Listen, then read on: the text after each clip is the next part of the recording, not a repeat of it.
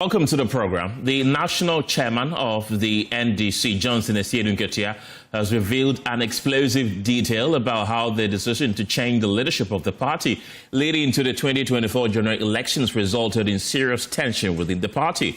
The decision saw the termination of the leadership of Haruna, Gavin's Kwame Agboja, Muntaka Mubarak, and others, making way for the appointment of Ato Forsen's leadership. The decision has since bred rumors about a seeming tension between the chairman and the four, including the then flag bearer, John Mahama. Listen to Asiedu Nketia explain the reason for the decision and fallouts that came with it. New things were emerging, and I said that we have to change the forward line of parliament. Otherwise, it will be difficult for us to win election. President Mahama disagreed with me, but I said that, look, you have elected me as chairman of this party. I am the coach of the party going into the election.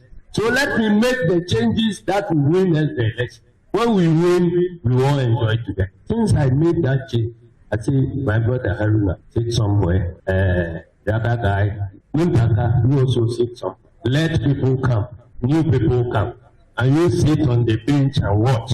There was hell, and people started thinking that somebody who has been my friend for more than 20 years has certainly become my enemy. I said, how can Haruna become my enemy? He cannot become my enemy. But I am a coach, and I must watch how our opponents are playing, so that I also arrange my things for us to be able to win. When we did the arrangement, we went into the election. The victory that NDC got in 2024, have you seen any such victory in Ghana since the beginning of the Fourth Republic? That's the national chairman of the governing NDC, Asiedu Nketia. He, however, downplayed any bad blood between him and Haruna and Muntaka Mubarak, for instance, insisting he engineered their appointments. I told President Mahama that we cannot ignore Muntaka and Haruna in the setting up of our government. So they need to be given big position. President Mahama agreed, and they gave them big position. And we are working together. So if you are in Tamale here, and you are forming groups, Haruna group, Asiedu Nketia group, and so on, it is not our case. It is your case in Tamale here. It's not us. Because we are working together. And so, Chief, I just came to thank you and to assure our followers that NDC will continue to be one. There will be struggle for positions. There will be times people will be angry, others will be smiling. But at the end of the day, when we are struggling for things, we must make sure that the vehicle we are traveling in together will remain intact. Don't let us carry our differences in ways that will destroy the NDC vehicle that keeps us in power. Well, that assurance is now being questioned as the two seem to be taking subtle jabs at each other on two separate thank you tours. Haruna Idrisu during President Mahama's thank you tour of the Savannah region described Chairman Asiedu Nketia's thank you tour as a curtain raiser. Listen to him. Legacy was to have this Boale College of Education established in this area. And I recall when President came for his thank you tour, not the other thank you tour, the proper thank you tour of President Mahama. Proper thank you tour of President Mahama as President Flag Bearer. What cannot be said? Because we can say it.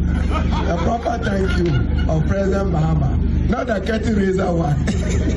Not the curtain raiser one.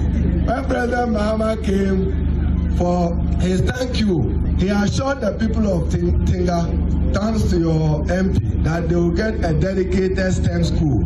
We will be there shortly. That school, when you start from kindergarten, you will see your end at senior high school in the same building. It is now my honor and privilege to introduce to you your own son, President of the Republic, who keeps his word.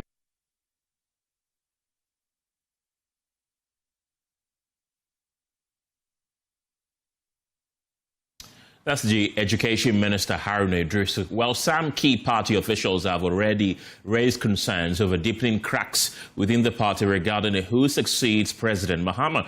The big question we're asking this afternoon on The Pulse is, Has the president lost control of his own party? And really, what could be the consequences if these perceived internal divisions are not addressed immediately? Joining me on Zoom is political scientist Dr.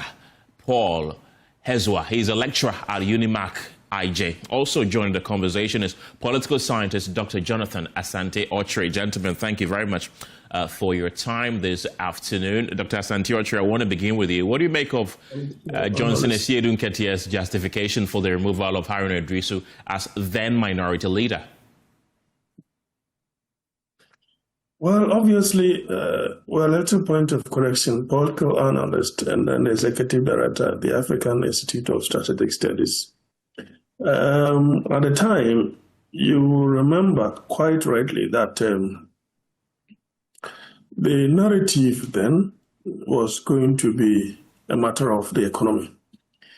And so the NDC, as at that time, was at any point in time one step ahead of the government.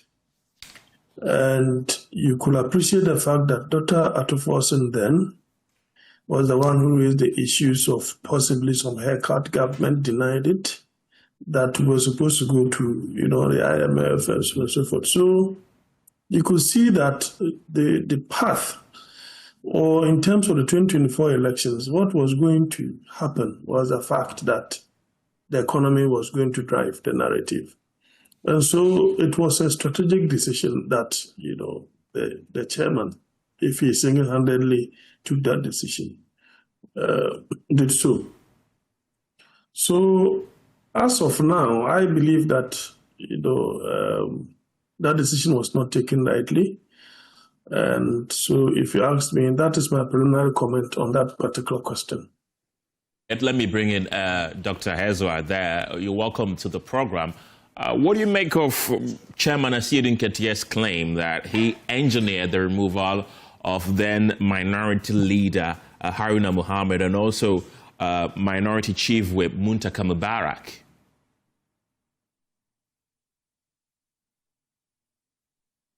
Kindly unmute your microphone so we can hear you.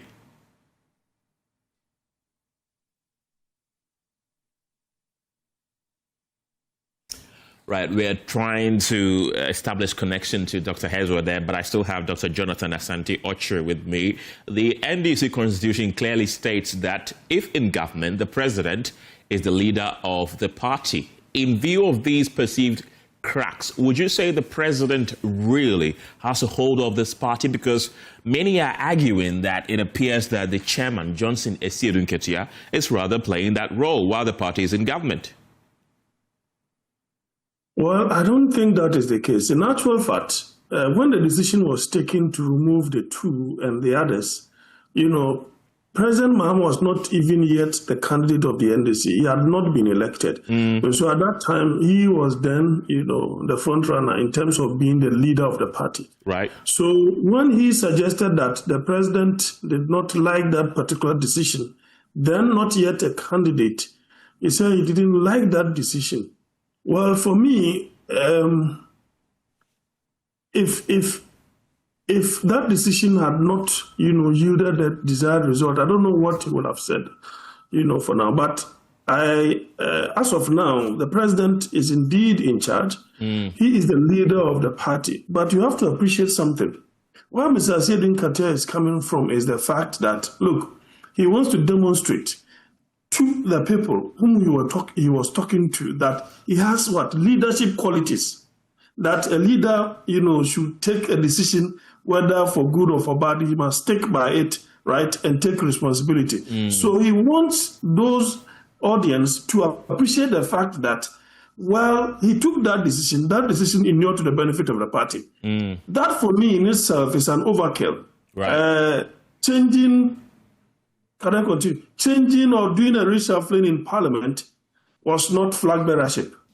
You cannot in any way suggest that, that thing led to the defeat or the massive win of the NDC. I think that one is an overreach. And apart from that, finally on the same question, he has virtually made me believe that indeed he has a presidential ambition. Because it's like he's touting his leadership skills. before the people. So he's telling them that tomorrow, if the need arises, that I decide to go for a seat of that nature, don't forget the leadership qualities that I demonstrated that led to the party winning in that massive fashion. In fact, he likened himself to a coach who made tactical changes in the twilight of a game which resulted in a massive victory for them. Really, did that change make any impact at all? It did. It led the narrative, the political narrative, to be more driven by the economy. You see, and it's like once the economy that the NPP was running, look at inflation where it was, their debt to GDP, the interest rate. All these things are issues that affected every Ghanaian wherever you found yourself. High fuel price and other things. And you needed somebody with that, artistry, with that mastery, to be able to explain things of that nature to the listenership and understanding of the ordinary Ghanaian. And so, obviously, it played an important role. But that couldn't have led to, because if you argued in that fashion, then it means you are undermining the role that the flag bearer elect played to get the elections tilt to their favor. Right. That is why I said that it's an overreach. It couldn't have directly been the case that because there were some changes done at the minority level. But you see, it also suggests something. Were these leaders doing something ugly? That is the conspiracy theory. For which reason he said there were things emerging. What are those things that were emerging? Was it just the economy, or the fact that the minority leader then was accused of being too friendly with the majority then? Is that the case? What are those issues that were emerging? He's talked up more, conspiracy theories into the narrative, of which probably we will have to interrogate. Or could it possibly be that he foresaw the future that Haruna Idrisu could become a potential threat if he remained a minority leader, because he could have automatically transitioned to become a majority leader if the party won, and then he could have gotten more MPs to back his presidential bid, perhaps? That is exactly also the case.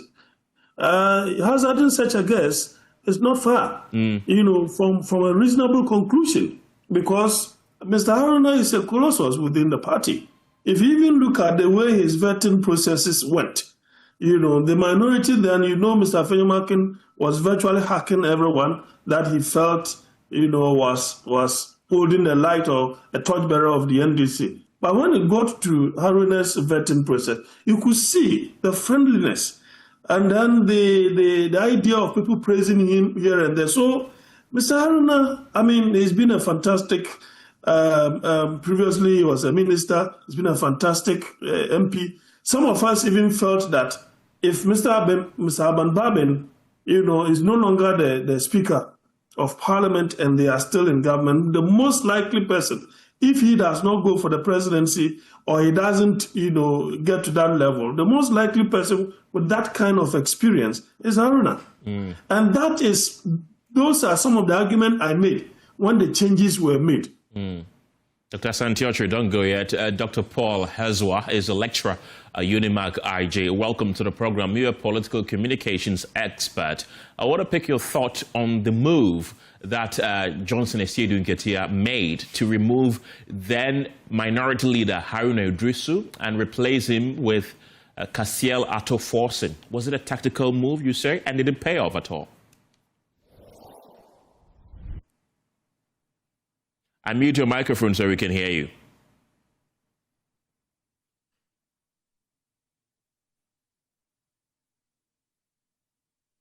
Hello, Dr. Hezwa, can you hear me?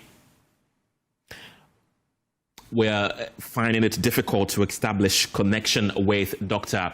Hezwa there. Let me try one more time. Can you hear me, sir? Unfortunately, we're struggling to establish connection with him, but I still have Dr. Jonathan Asantiotre there with me. Dr. Asantiotre, so going forward, really, do you think that this is narrowing down the potential candidates for the flag bearership role of the NDC to Haruna Idrisu and Johnson Asiedu Nketia, you'd say? I don't think we may draw such conclusions for now. As for the flag bearer race, a lot more people are within the space. When the time is due, definitely they will come up. It is just that the chairman is going around on a methodical thank you tour, where, for example, for me, it demonstrates that what Mr. Gbande said, that there is a disconnect between the party and government, is really the case. Because take, for example, if the president is in the northern region and then the chairman too is in the northern region, so to speak, one on a thank you tour, one on a particular mission that is supposed to augment the status of the presidency and then the government itself. And then I felt that if there were no disconnection between the two, I was expecting the chairman to have joined the president. And then when he's done, he can go on a thank you tour. But he decided not to do so. So it's as if everybody is championing a particular cause, as of now. And it's a bit difficult because the chairman is an elected officer of the party, is not the president appointee. So that in itself is also a dicey situation. Because how do you deal with such a situation where his activities may go a long way to undermine the integrity of government and so on and so forth? Because for me, for you to say that, well, the president disagreed with you, and also you rather, told the president to give these two some important positions, right? Yeah. That for me, saying that in public is a breach of confidentiality. Because you guys might have sat down to discuss who gets what and who gets what. That in itself is not supposed to come into the public domain. But all of this have come about because I see the chairman, wanting to champion a particular cause. And in any case, I've always asked myself, if you want to go on a thank you tour, when you were elected as a chairman, you did not do so. Then the flag bearer is elected. He gets, elected by the electorate to become the president. He goes on a thank you tour. You're also going on a thank you tour. So it makes everything appear like it is not a thank you tour, but it's a subtle way, of creating that kind of awareness and presence in the minds of the people and potential delegates in the future as well. And so it is a bit dodgy. For example, if you listen to what Dr. Callistus put out there, if you have listened to what Mr. Gbande has also put out there, and that of Kwachi Fosu, it means that the presidency is worried about things of that nature. But we don't know how they intend to cure that particular mystery, because if you are not careful and certain things are put out there, it will rather be a distraction for government. Right, Dr. Santiotre, thank you very much. He's a political analyst. I have Haruna Mohammed. He's the Deputy General Secretary of the opposition NPP. Haruna, welcome to the program. There are already concerns that cracks are beginning to show within the NDC, where there seems to be a power struggle as to who really is the leader of the party, whether it's John Mahama or Johnson Asiedu Nketia. We've also seen the subtle jabs that have been thrown by the chairman of the party and also the Minister for Education, Haruna Idrisu. What do you make of all that is going on within the party? Thank you very much. I would like to say good afternoon to your charity rest. It is not in doubt that the leader of the NDC... Kindly speak up so we can hear you. I'm saying that it is not in doubt that the leader of the NDC is very clear in their constitution. It's John Mahama, the President of the Republic of Ghana. When a flag bearer is elected in their party, the flag bearer becomes the leader of the party. If the person becomes president, he remains the leader of the party. So the national chairman becomes an administrative wing who assists the president or the leader of the party. So it's not in doubt. If there is this struggle between His Excellency John Dramani Mahama and the chairman of the NDC, then it tells you how disorganized the NDC are. We all know how the NDC was formed, and we have always stipulated that the NDC has not been formed on a solid foundation because of the struggle in which they came from TNCC to this particular era. But there has always been a certain pattern that happens when it comes to this particular leadership role in the NDC. If you check the day of where Northerners were given Hudu Yahya and co. You saw how Hudu Yahya was treated, even as his leadership role when he started to go for national camp. He was treated like a trash, and nobody had even rewarded him with any of maximum respect. So you look at that pattern and the confirmation of the chairman of the NDC of how Haruna was removed. You know, Haruna is coming from the north. He's a Dagomba by tribe. Hudu Yahya is a Dagomba by tribe. Muntaka is a Dagomba by tribe. And look at what they have done to them. Clearly, it shows that the NDC as a party doesn't like what is called Dagomba. Look at how when we lost the overlord of Dagomba. NDC picked it as football. They used it and benefited from it. Even when we were going to perform the funeral of the late king of Dagomba, they refused to participate in the funeral. President Mahama came for the coronation. That's the only thing they came. Not even the regional party even sent items for the performance of the two funerals. So it clearly tells you that the forward march of Dagomba is not in the handbook of the NDC.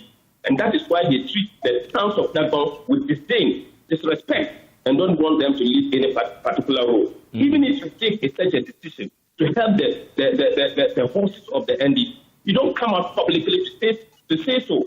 And when you say so, it shows how the level of disrespect you have for the people. It is not something that you have to brag.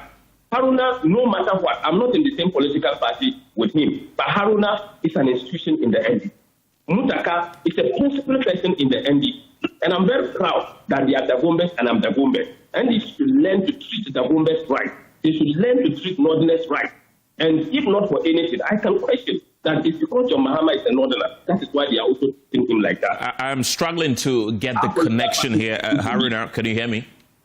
Yes. I'm struggling to get the connection and the accusation that because Haruna and then Muntaka are Northerners, that is why they're being treated like that. Because John Mahama is the second Northerner to become president after Edward Mahama. And he's from the NDC. He's contested or been president for 2 terms on the ticket of the NDC. So I'm struggling to understand why you're saying that the party that elected a Northerner to become president for 2 terms is against Northerners. Yes, if you give the Northerner opportunity and you know that the Northerner is the leader of the party, will you organize a thank you tour that will not be in line with the leader of the party? Many will. You have the president doing a thank you tour. Haruna, can you hear me? Many will argue that this has nothing to do with ethnic group. This has nothing to do with where anyone comes from. This is purely political. Or you think there's more? There is more to it. Okay. Because why? When Haruna was removed, he was from the north. When he was removed, and Muntaka was from the north. When he was removed, even though he's in a certain region, where he comes from is very material. When they were all removed, tell me who among the northern bench was put in that particular role? Nobody from the north was put in that particular role. But did somebody? Why is it that somebody the from the north proud enough to come and vote? Not in any constituency, but Haruna, we've had the likes of Alban Bagbin, Haruna Idrisu himself, all lead the NDC caucus in Parliament. So again, I'm struggling to understand what you mean by they are sidelining Northerners. And is there any law within the NDC that says that you have to be a Northerner in order to be put in a leadership position in Parliament? There is always implication and analysis. What are they? When certain things are happening, you have the opportunity to analyze the pattern. Okay. And I'm saying that the pattern in which it happened, in the case of Haruna and Muntaka, you are mentioning about Alban Bagbin. Alban Bagbin is a remnant of Haruna because Haruna and co proposed Alban Bagbin to be the speaker.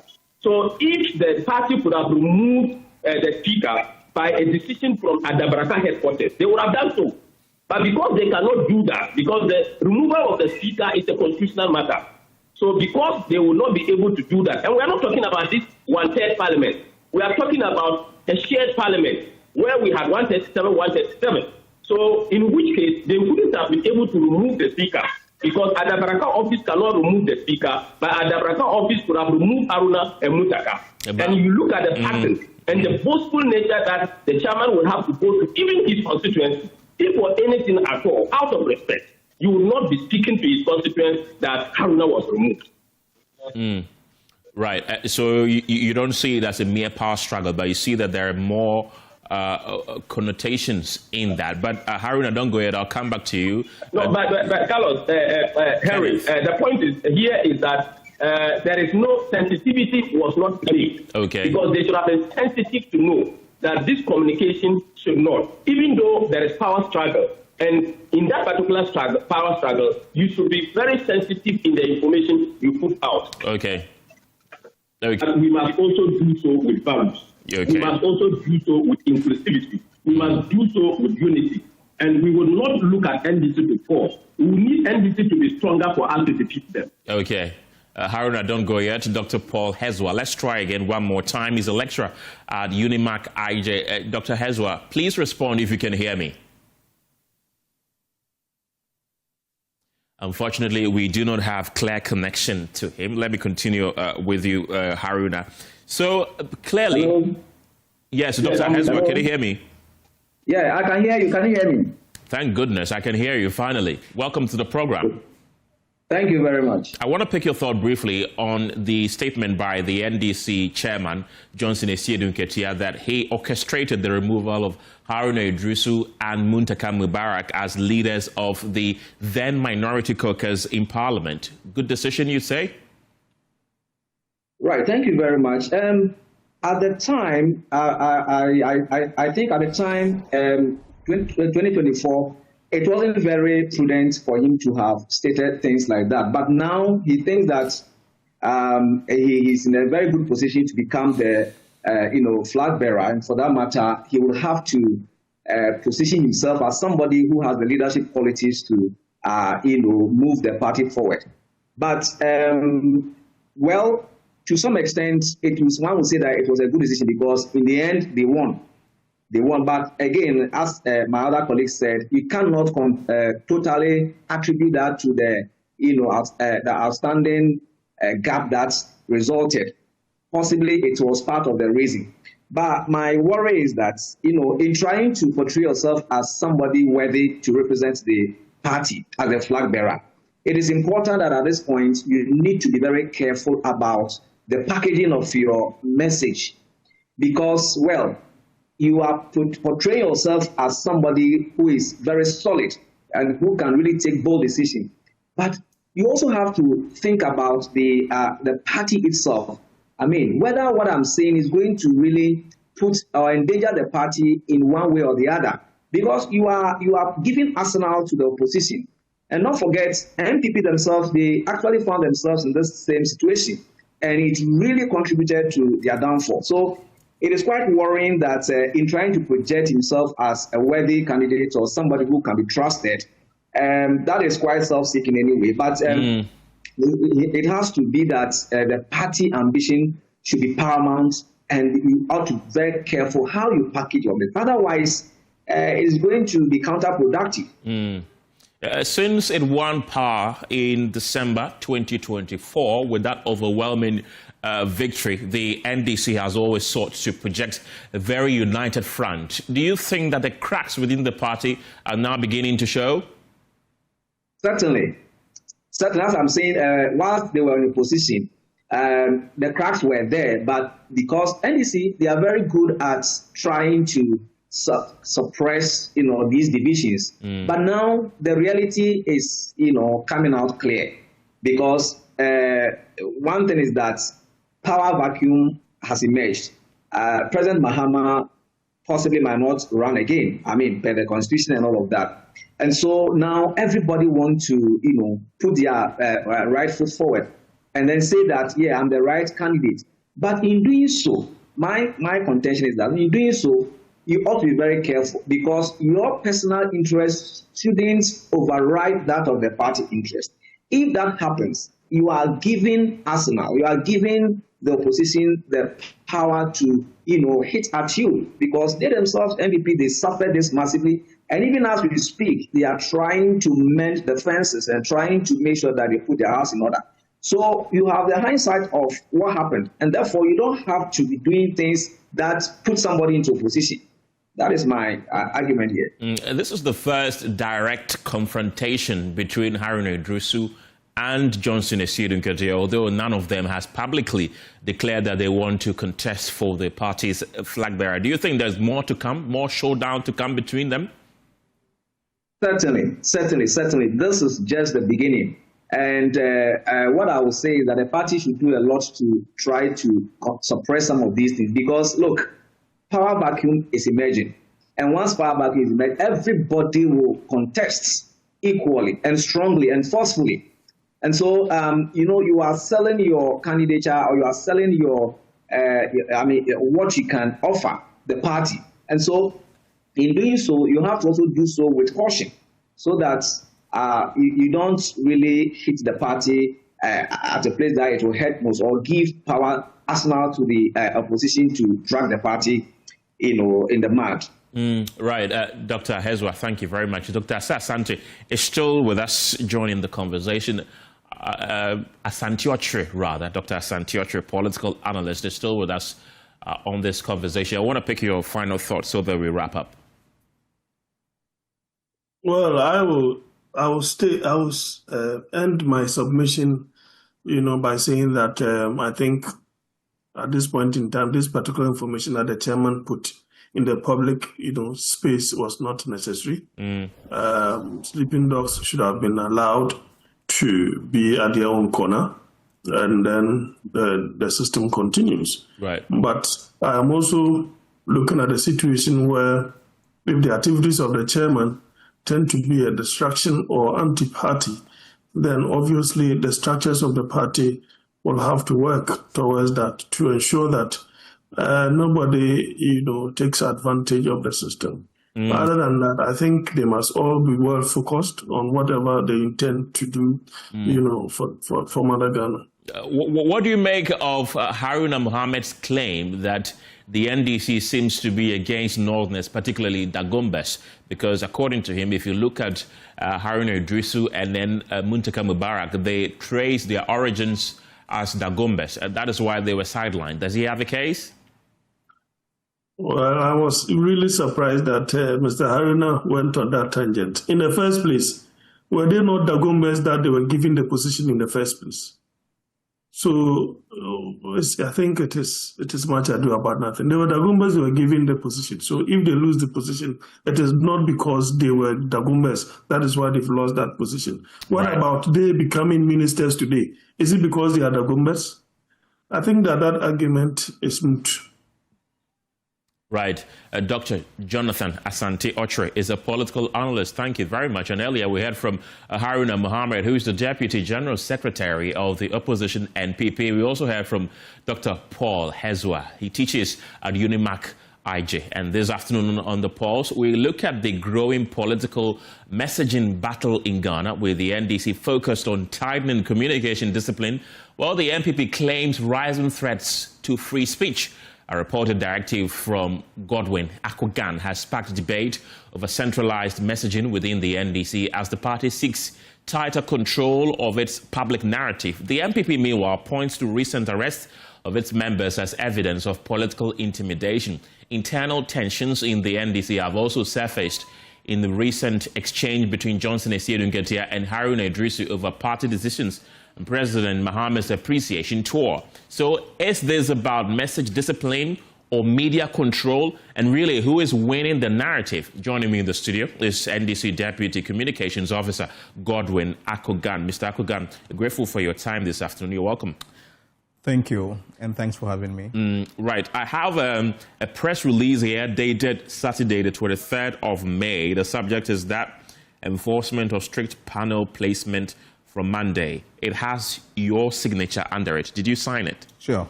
Okay. What necessitated this? Right. Thank you very much. And then let me say good afternoon to all our viewers. You see, as a political party, we need to take control of the narrative.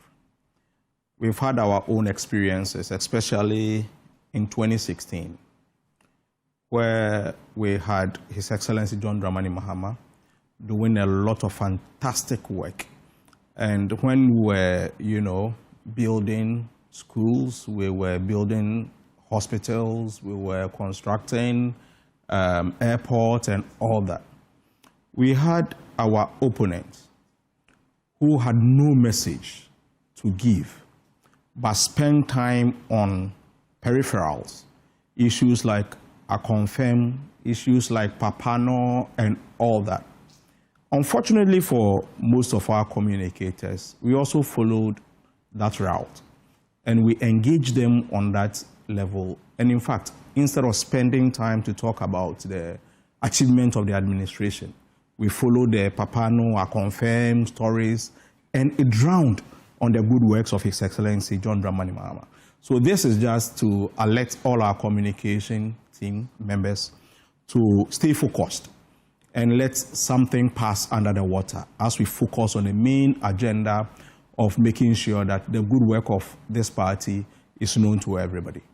The NDC has had overwhelming goodwill since it was elected into government on the 7th of January last year. But people are saying that people are starting to get fatigued. The NPP, for instance, says that members of their party are being arrested left, right, and center over alleged suppression of free speech. Is that something that worries the party, that you seem to be suppressing free speech? That is according to your opponents, the NPP. The last thing that the NDC would do is to suppress free speech. In fact, NDC is a party that has gone through the ranks, and initially we were known to be a party that was born in power from the PNDC days, and then we evolved to NDC democratic era. So a lot of things happened during those times that we believe that were not media friendly and all that. Yes, we accept the early days of NDC. Today is the other way around. We get close to the media, unlike we've never heard of a story that NDC has attacked a media house and all that. But prior to the 92, 93 era, we had a lot of these things. And MPP is just worried because where they are now, they found themselves in a very unfortunate situation. They are drowning. And so this is one of their diversionary tactics to, take our minds off some of the things that they did. You see, let me read a letter to you. Okay. Or let me, it's a letter written by His Excellency Nana Addo Akufo-Addo to, directed to Victor Smith, or directed to the former President Rawlings through Victor Smith. And it's from the Ministry of Foreign Affairs, P.O. Box M55, Accra. September 11th, 2003. Dear Mr. Smith, former President John Rawlings to visit Washington, D.C. My attention has been drawn by the Chief of Protocol to your letter of 10 September 2003 on this matter. The letter seeks the assistance of the ministry in the procurement of visas for members of former President Rawlings' staff, as well as the extension of appropriate courtesies for his travels. Courtesies which government has, since its assumption of office on 7 January 2001, constantly accorded. Government is somewhat astonished to find, however, that the former president, who uses every occasion of his foreign travels to malign and denigrate publicly his successor as President of the Republic, the current government, and by implication Ghana, continues to demand the extension of courtesies from government to facilitate travels. It makes little sense to continue to accord courtesies to someone who persistently refuses to reciprocate them, as his recent utterances in Nigeria vividly illustrates. Accordingly, it is not possible at the moment for government to grant the request in your letter. Yours sincerely, Nana Akufo-Addo, MP, Minister for Foreign Affairs. To Mr. Victor Smith, Special Assistant, Office of J.J. Rawlings, P.O. Box CT 412, and all. Mm-hmm. So you see, this is a gentleman, His Excellency Flight Lieutenant Jerry John Rawlings, right, who have left office, handed over power to His MPP. Excellency, yes, Ajekum Kofuor. Even courtesies that was due him was refused because he was criticizing the government. So if we are talking about people gagging people, if MPP today have issues about what the police is doing or national security is doing, let's ask ourselves, who started this? Where did this thing come from? That courtesies of a former president is being refused because he commented about some negatives that were happening in Ghana. So when you look at the trajectory, you will know automatically that this whole thing was started by the MPP. However, we all believe that there must be an end to some of these things. So when Dr. Mahmoud Bawumia was making this call, the first thing that he should have admitted was that things or a lot of water has passed under the bridge.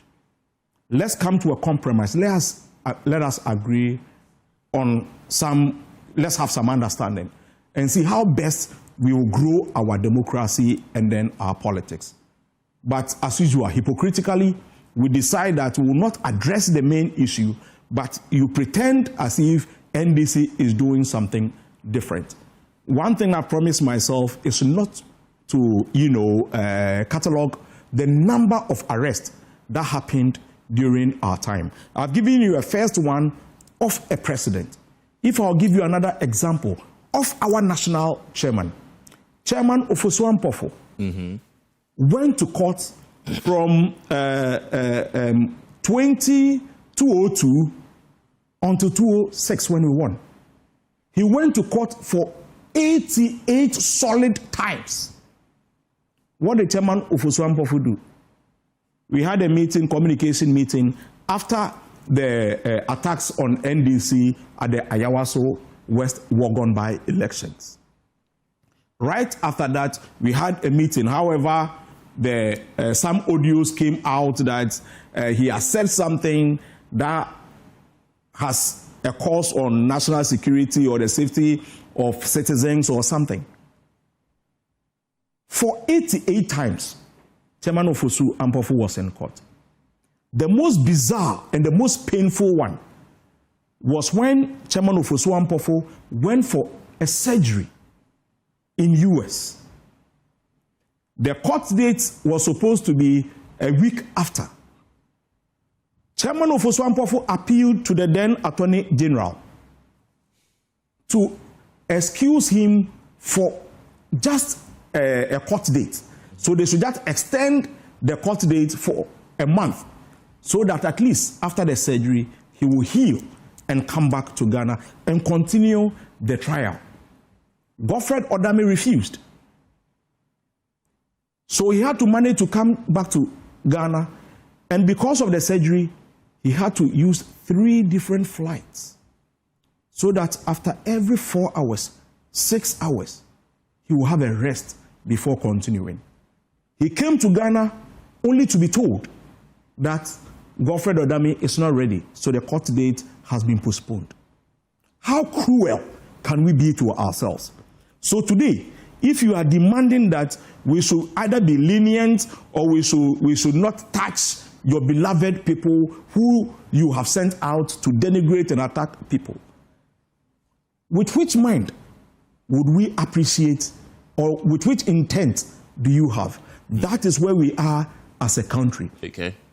The political class, excuse me to say, there was a time that we could, when there's how do you call it, we are both having our campaigns or our rallies. The police will restrict us. If it is happening in circle, nothing should happen on that route. Do you know why? It was a time that people could virtually attack, physically attack people. Today, we close from set, we talk, we chat, we do stuff. It means that our democracy is progressing.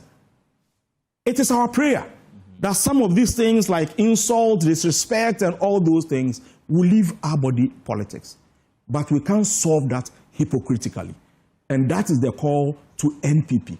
When people were being arrested, a young man, who is, I think was then either a pharmacist or was in school, just held a paper, a placard, and said, open UGMC.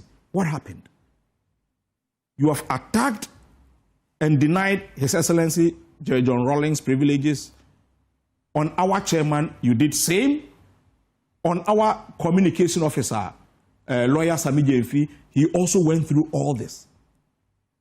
So we are not coming to the levels of the young ones, the media personalities that were arrested and all that. We have gone through this. We don't intend to use it against the NPP. However, there should be some respect amongst ourselves and credit us with a little intelligence when you come out to attack people. Do I see that or sense from the statement that you made that the NDC is now trying to take revenge over these things that That is why I'm saying that allegedly NDC done? will never take a revenge. So you support these arrests that have happened? There are some I support. You see, let's put these things in proper perspective. Arresting somebody doesn't mean that the person is guilty until the court proves so. You are just investigating the issues or calling them to order or whatever. The problem I have is that you don't direct this to NDC, that NDC is behind it. The problem personally I have with the police too is that we shouldn't use bail as a condition to either depress somebody, feel depressed, or deprive somebody of his rights and all that. I am against the police on that. But when it comes to the arrest and putting them before court and all that, I don't have anything against it at all. However, we need to, for instance, how can you tell me that somebody has insulted His Excellency John Dramani Mahama? You have called a person. You are investigating the issue. What prevents you from giving the person bail? That is where I have an issue with. And because of that, the recent comment of one of their communicators, that if I've forgotten the name, but I know you know the story when I finish. When the person said that he threatened that NPP is going to burn our party office the next time we arrest somebody. This is pure arson. What has happened to the person? He has not been arrested. Do you know why I feel he has not been arrested? I feel the police may think that the people of Ghana will say they are doing too much. But this is a typical case that the person should have been arrested. Because today, if it so happens that our party office is on fire, where do you look up to? There's only one voice. Must we sit down to get to that point? Or must the person be invited? Somebody also goes out and says that, I think is their youth organizer, who says that we are going to weaponize our people. Do you already have the weapon? Or you are now going to get them? But Godwin, that is in context. If somebody says they are weaponizing something, it doesn't mean they're picking arms, does it? Listen, depending on where... Yes, but... If I say I am weaponizing you, I am giving you power to go and do something. That I get, but saying that they are being given weapon, I don't. It could be one of this. Okay, it's a possibility. It's a possibility. Okay. So the police must intervene and find out the kind of weaponization he's talking about. So you think Salam Mustafa should be invited by the police for that comment? You invite the person, accord the person all his rights, privileges, and all that.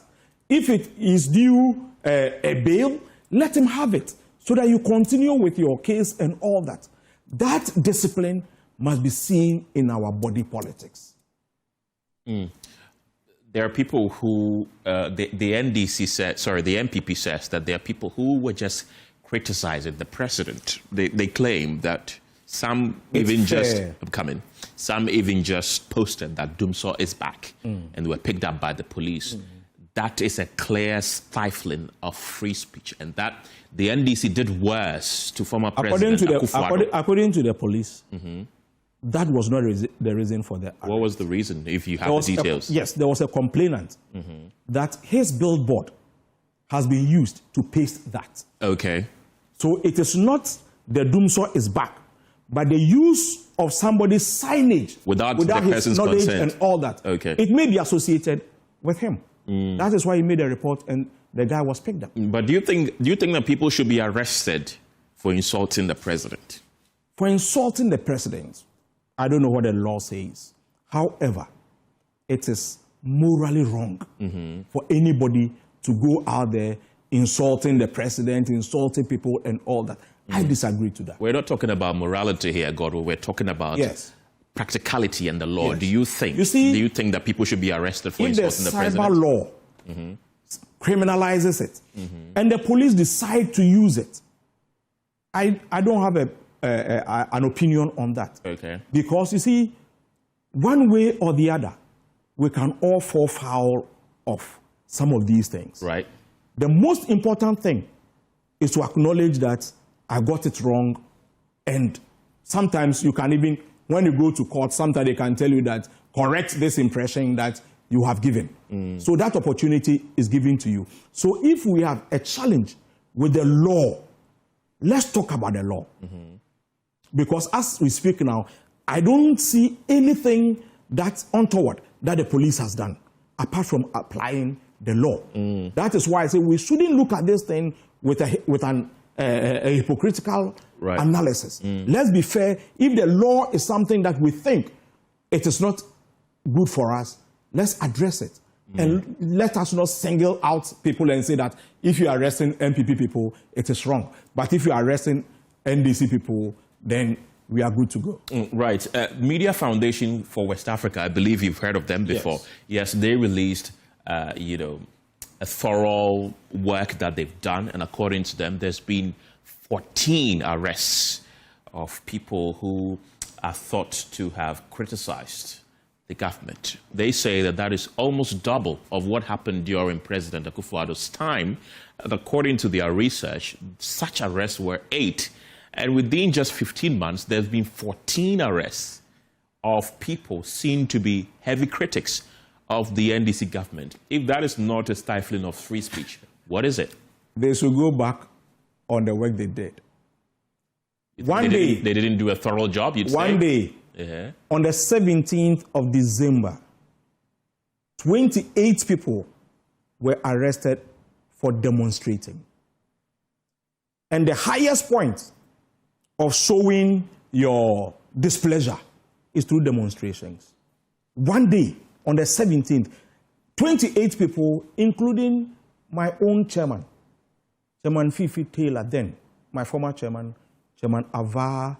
When was that? 17th of December. When was that? 17th Remember the year? Yes, 2020. Immediately after the elections. Okay. You understand? People were demonstrating that we haven't had a fair elections. The results was inaccurate. They were just demonstrating on the 17th of December. They were arrested. But Godwin, many would argue that that is quite different from this one. You say literally that they were demonstrating just because they felt like they were not satisfied with the election. Yes. But is that really and they all had placards. Happened? Excuse me. They all had placards. You understand? And the placards had informations, their sentiments on. So what is wrong with? Many would argue that, especially after elections, if these things are not curtailed, they could lead to bigger issues. So is it that they were just demonstrating and they were picked up just for demonstrating? Yes, they were just, and they didn't offend anybody? They didn't offend anyone. Okay. You can find out. They even went to court for, I think, a year or a year and a half. You understand? Okay. So these things have happened. So if you tell me that 14 people have been arrested and it's an issue, but 28 people with placards being arrested must not be part of your analysis or not be part of the data that you are working on. Then it means that you are being biased. Definitely you are being biased. I see. Okay. And I've not mentioned individual ones. I just mentioned the group, just one arrest. 17 people. 17 December, 28 people. If somebody says the president is incompetent and useless, do you think they should be arrested? I don't want to engage in this individual ones. Okay. The Equiapims will tell you, Adia Onion, no. Okay. So you think it's condemnable? Something that is bad, condemnable. Okay. We cannot change it in any way to suit somebody's whims and caprices. Okay. Now there are concerns that there are cracks within your party. Over the weekend, your national chairman was, campaigning. He mentioned the fact that he was the one. The national chairman was campaigning. Sorry, it was on a thank you tour, not campaigning. Thanks for the correction. He was on a thank you tour, right? And then he did indicate that he was the orchestrator of the reshuffle that led to the ouster of then minority leader Haruna Idrisu. And then Haruna Idrisu also replied that that thank you tour that is happening is a curtain raiser. They're saying that your party is brewing with controversy and it's really hurting the party. You are a major stakeholder in the party. You're an executive. Is that the case? Is the party worried about what's going on? Right. I think that I have directed all my communication officers not to discuss this issue. So it is something that we want to stay away from. It is early days.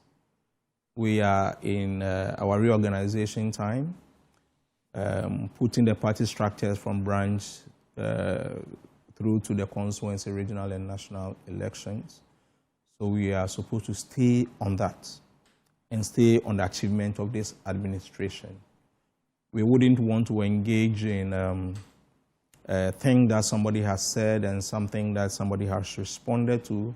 So all communication, all members of our communication team are supposed to stay away from this discussion. The time will come for us to address this. We know who is the leader of the party when you have a flag bearer. It's the flag bearer of the party. Sure. When you have him being a president, he is the leader of the party. Sure. And then we have the national chairman who also plays administrative role. Now, people are saying that they're confused as to who is the leader of the party because in one breath... Those who want to be confused will be confused. But the fact is But you heard Haruna Idrisu. The fact is that... Haruna Mohammed. No, forget about Haruna. We cannot forget about... We cannot forget about it because they are stakeholders. You see, sometimes people should add up, make the conversations richer. But to come in with trivial tribal matters in this day and age is colloquial. We can't tolerate that. That is why I don't want to discuss this. Where we are now, it is about getting this country together, avoiding tribal lines and gradually shading them off. When you leave the shores of Ghana and you meet a brother who says, I'm a Ghanaian, speaks a local language with you, the feeling, you may not have seen that person ever, but the feeling, you have seen a brother. That is what we should strengthen as a people. Right. Not this person is an Akan, this person is from the north, and we are older than that as a people. That's why I say let's not... You did not let me finish asking that question, though. I'm sorry. We know your chairman is on a thank you tour. The president is also in the northern region. He was during the weekend where Haruna Idrisu made that statement. People are saying that 2 years after NDC won power, why is the national chairman still on a thank you tour? Is there a leadership crisis in your party? It appears that everybody is fighting for attention within your party. We don't have any leadership crisis. The president is the leader of the party. And the truth is that this leadership is more political, not administrative. Right. The head of administration, too, is the general secretary. So I don't see where the confusion is. The confusion is why Asiedu Nketia is on a thank you tour 2 years after the party won power. This is the first time that we are seeing this. But he also gave good reasons why he thinks that he needs to go for this thank you tour. You understand? Do I get the sense? It doesn't take anything away from the president. So does the party say that they are distancing themselves from the thank you tour that has been embarked upon by your national chairman? Nobody has said that, has they? So I'm asking you now, do you distance yourself from Nobody has said that, and it's not come out for us. Is this something that is sanctioned by the party? Who is even funding it? Is it the party? A lot of, campaigns have been funded by not just the party. Sometimes you raise funds and you go around and all that. That would also be your contribution to the victory. We're talking about this campaign in particular. Who is funding it? Is this sanctioned by the party? I don't know. This is not a campaign, is it? This thank you tour. It keeps confusing me. No. Thank you. It's what is in your mind that keeps coming out. No. Thank you for reminding me. It keeps confusing me. Is this thank you tour sanctioned by the party, Godwin? You see, there are two levels. We have the Functional Executive Committee, and then we have the National Executive Committee. The National Chairman has informed us of the need, informed the Functional Executive Committee of the need to embark on this thank you tour. And did you give your blessings to him? Yes, the Functional Executive approved of it. So who is funding it? He didn't bring any budgetary thing for us to fund.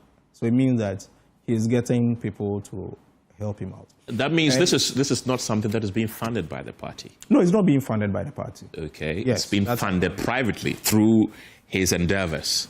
Probably. I don't know, but that's why I say probably. Yeah. So far, how is your reorganization going so far? We know that this will be the first time in so many years, since 2012, that we don't have the face of John Mahama on a ballot heading into the next election. So there's...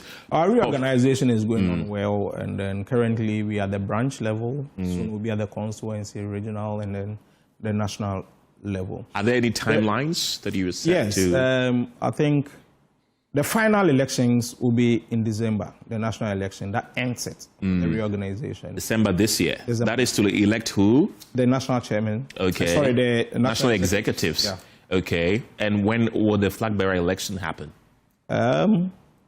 Probably next year or next 2 years. Why is it taking you so long? Because if you say next 2 years, that will be in 2028. That will be election year. You see, the Constitution says that when we are in opposition, 2 years to the election year. When we're in power, it's 1 year to elections. That is what the Constitution says. So if we are going straightly by the Constitution, it's going to be early next 2 years. However, the next administration will take a decision on how to do it, especially when His Excellency John Dramani Mahama would not be, it's likely not to be on the ballot paper. You know, it's likely not to be on the paper. They will decide whether to stick to the 1 year to elections, or they will come back to the National Executive Committee to ask for amendments so that it may also come earlier or something. But we'll leave that to the next administration. Of course, constitutions are made by humans and they can be amended at any time. Exactly. People are concerned that the delay in electing your executives, electing a flag bearer, is appearing to have a toll on the party. Cracks deepening within the party. It is not having a toll. It's not having a toll. Yes, I will let you land. It is not dividing anything. Okay. We are not having any cracks. We are not having any cracks in this party. There are concerns that there are cracks beginning to show. There are deepening cracks within your party. There are some officers who have raised concerns that the government and the party appear to be on opposite ends. We heard Mustafa Gbande, who is the Deputy General Secretary, made that assertion that it appears that the government and the party are on opposite Probably ends. you didn't really understand Mustafa. Okay, so you let me get it. I will land and give you. I'll give you all the time. I'll give you. All I fear your landing. The way you want to land, I don't want you to land. So you didn't get Mustafa right. So tell me what are you trying to say? this is the first time that His Excellency John Dramani Mahama has selected huge numbers of party people into his government. Okay. So where lies the crack? My boss, Same Jemfi, is the CEO of Goldboard. He is in the party, he is in government. My youth organizer, Oparado Pablo, is a minister for youth. He's our youth organizer. He is in government, he is in the party. Who else should I? Kali Caesar, Basintale, they are both in the party and in government. So at what point will you say that the party is detached from government? At what level? Well, maybe I'll have to get Mustafa and get some clarity on that. Mustafa himself is an appointee at the Flagstaff House, and he's at the party.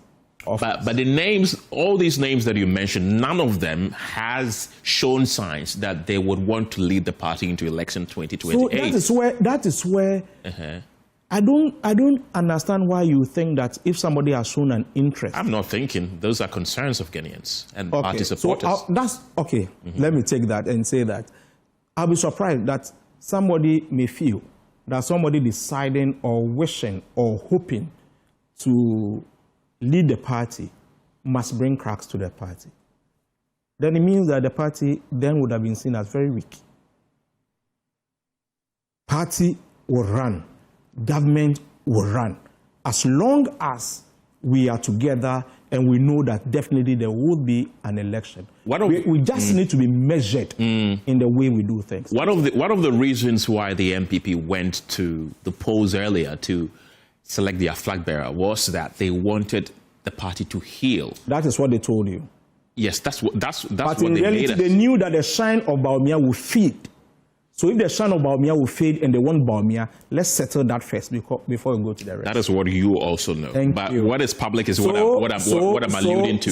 So some are saying, why don't you model your flag bearer elections around that? Go to Congress early, elect a flag bearer so that you are able to galvanize support, heal the little cracks that are beginning to show in your party, and forge ahead to elections 2028. Our elders will tell you that if laws are formulated because of you or around you, it's bad. And if laws are also revoked because of you, it is equally bad. So I think that the system we're operating is not hurting anybody. The most important thing is that get your branches, your base right before you choose your presidential candidate. So as long as that hasn't hurt us from 92 to now, I don't see the reason why we need to attack it as it is. But from 92 to now, there are different circumstances, different things that have happened. There have been worse times when the founder of the party, the late Nana Kunedu, wanted to be president, and Professor Mills also was contesting. A lot of things happened. But we finished our branches, we did everything, and then we got it right. The same thing, this is not the first time we are going for a presidential election. So I don't know why people are just getting worried for us. We are just fine. Well, yes. Just last week, former Vice President Mahmoud Bawumia met with the minority MPs, and he told them that they should position themselves as a government in waiting so that they come to power in 2029 as a well-prepared government in waiting. You say that they went to early elections because they feared that the popularity of Mahmoud Bawumia was fading. Is the NDC scared of the candidacy of Mahmoud Bawumia? We have never been bothered. Why haven't you? He's your opponent. He's your strongest opponent. There's a reason to what I said. Why are you laughing? Sorry. The truth is that Bawumia has no message for the people of Ghana. The MPP must first get its act right. They must be able to I don't know how to put it, but they must first know what got them to where they are with this embarrassing defeat of 38.8%. Forget about my figures and let me continue. No, but I want to put it on record that the MPP did not get 38.2. They have 41.7 in the 2024 elections. You can continue. It will be worse than that. Okay, but truth is that they must appreciate what got them down. Secondly, when we are talking of messaging, at least the NDC is gradually taking its boxes. The thing that we campaign with, the thing that we promised, we are still taking boxes. And the people of Ghana appreciate respect, they appreciate achievement. They are not people that will just ignore the achievements of the NDC and say that because of something that the MPP is saying, we are going to change government. Not anytime. What boxes are you taking? We campaign with a manifesto. Yes. Yes. You promised 24-hour economy. Sure. Have you delivered it? We are on course. You're 2 years. We are on 2 course. Years. We are on course. What does on course mean? There are a lot of institutions today who are running 24-hour services because of the directives given by the president and the chief of staff. Like which ones? DVLA is doing 24. Gapuha is doing 24. Ghana Publishing. Ghana Publishing is also doing 24. Passport Office. Passport Office is doing 24. Yes, but in fact, there are more to come on, especially with the support we intend to give to the private sector to also move into the 24-hour economy. But one of the caveats of the 24-hour economy was 133 yes. was that people are going to work 3 shifts. Yes. Is that happening? Those institutions that you are talking happening. about. So have there been Gapuha is running shifts now. So yes. There have been huge recruitment now than ever at Gapuha. When was it? Because we didn't hear of any recruitments. Oh, I'm surprised we didn't hear. Okay. Yes. They advertised recruitment. Okay. And they've employed, I'm sorry I can't give you the figure. That's fine, that's fine. Very huge work going on there. And especially now that they are going to also add the catapult. You understand? Next year, there'll be another line, and all that is going to be 24 hours. So do you think that promise has been fulfilled, the 24-hour economy promise? Not fully, because our intention, or at the end of it all, what we intend to see is to have manufacturing sectors running 24-hour economy. And as I keep saying, there are 3 folds. From the farm gate to the industries, and then to export and sales. That is the throughput. We haven't achieved that fully. But in the service sectors, we are doing extremely well. So after that, we can confidently say that we have ticked the box fully. The MPP says that the 24-hour economy has been a failure.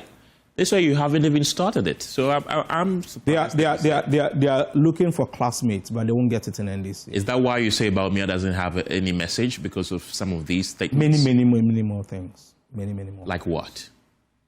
You see, what did he promise? When Anado chose him, what did he tell the people of Ghana? He told us that he was bringing in Baumia because he believes that he's the economic wizard, and in fact, he's coming to transform our economy. What happened?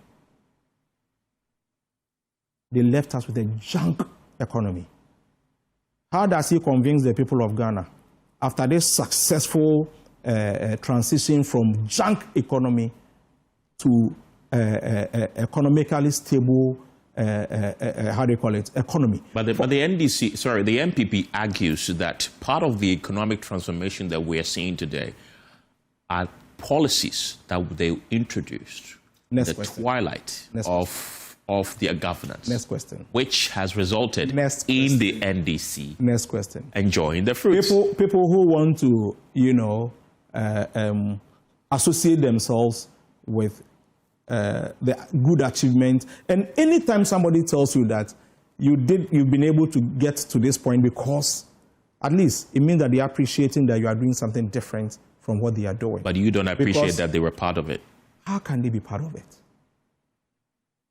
You pick our economy, destroy our economy, and tell us that the only thing that can be able to survive, or for us to survive, is to introduce e-levy.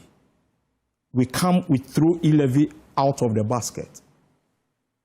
Cocoa prices gets to its bottom, but we are able to get out of IMF. We are able to stabilize the economy and all that. But they argue that they introduced policies like gold for oil, which has now become the backbone of the economy and stabilized the economy. We are not doing good for oil, are we? We are not doing good for oil. So how do you say good for oil is transforming something? They have nothing to say. You see, they need this break. MPP needs this break, about 12-year break, for them to reorganize themselves. 12 years, you say? A minimum of 12 years to reorganize themselves. Else, I don't know what they are up to. Do you think that the MPP is now steering the narrative of the political discourse in the country? They can't. Do you know why? They keep shifting goalposts. Today, they are on free speech. They have realized that their record is worse off. Yesterday, they were on cocoa farms and cocoa prices. The moment Ivorians announced their cocoa price, half hours, they also shifted that narrative. They are just looking for opportunities or a branch to just hold. Yesterday again, they were on Dumso. Today, do you hear them saying Dumso again? So a bad party is the one that takes decisions temporarily based on happening. They don't have a long-term goal, and just depending on a mistake or two that somebody will do, or happenings today, they just want to hold on it. Such people are not consistent, and no young boy wants to follow such people. Do you think the NDC is now a more attractive party for young people than the MPP? I believe so, and I say that wholeheartedly. I come from a generation that would go to Kumasi and go a campaign and get stoned. People who were wearing NDC paraphernalias were insulted openly. I can't mention some here. Were insulted openly. Today, you go to Kumasi and they are struggling to take your T-shirt off and keep it. Then you can better tell the story of NDC. Where we are heading to, if we become consistent, if we become united, if we give hope to the next generation, even when we are facing difficulties today, and we appeal to Ghanaians, they tend to believe us more. And that is the hope I have for the future. Whoever the NDC elects as its flag bearer will be a new face. That person will be appearing on the ballot box. But the umbrella keeps being the same. For the first time. We also have a very familiar face in Mahmoud Bawumia, who will be appearing for the second time. Many are arguing that if you don't bring a strong candidate, you may lose. But there are those within the NDC who are optimistic that regardless of whoever they bring, even if they bring you, and not to disrespect you, I respect you so much. Well, even I if can't they the president. Of course you can. Even if they bring you, you're going to defeat him. Is that a mantra you also subscribe to? The truth is that, yes, Mahmoud Bawumia has a face that has been around for about 12 years. However, you ask yourself, what is he known for? That is what is going to be the narrative. And secondly, for me, I believe that anyone we elect prior to the 2028 elections on the ticket of NDC will win. I believe. However, anybody who underestimates any other candidate over himself to blame. I believe the achievements of NDC this 17 to 18 months is enough to tell our narrative. However, you don't take the people of Ghana for granted. There are things that people look out for rather than your achievements. Some people even get angry because you, Akogan, Ni boy, town boy, we were together playing soccer and all those. Today, you are here doing A, B, C, D. Never think people are not watching lifestyles and all that. That will not be something for the candidate to deal with. But everybody's life plays a role in the campaign. So there's a lot that you should get focused on. Sometimes a comment made on air. Oh, so today NDC are on their feet. So they think that they are more this than us. These are some of the things that gradually wins off love and becomes like, and eventually may even move to hate. So if we are all cautious, party folks, appointees, and all that, if we are conscious of the reasons for which people vote for us, I don't think that MPP will come near NDC in any way. Then the 38% becomes a reality.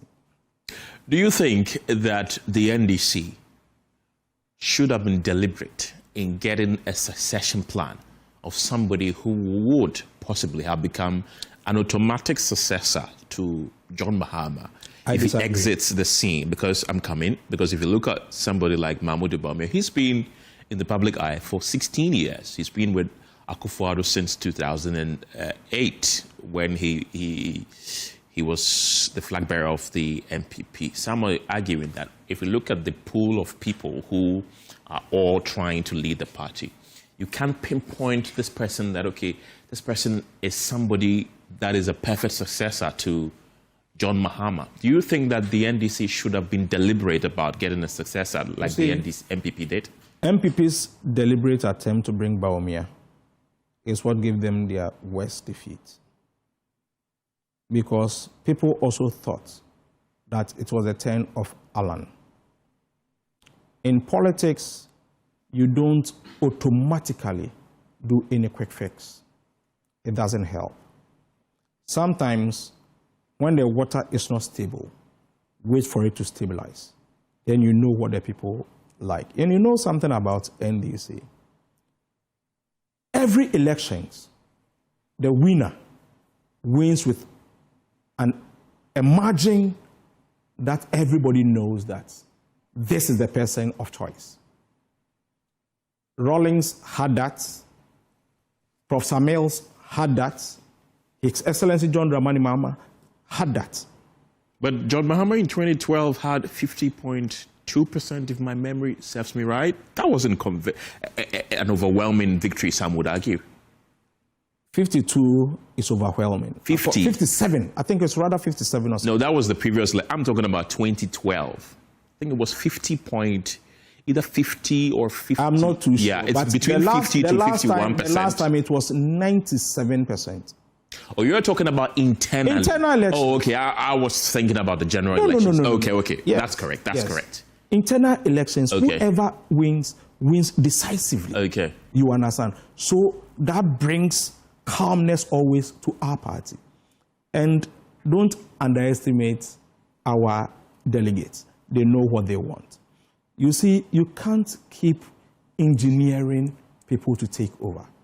Because, without giving examples, there are a lot of people, a lot of potentials who would not contest or who decided that they were not going to contest His Excellency John Dramani Mahama because he was the obvious one. The few that came, they saw the difference that His Excellency John Dramani Mahama won with.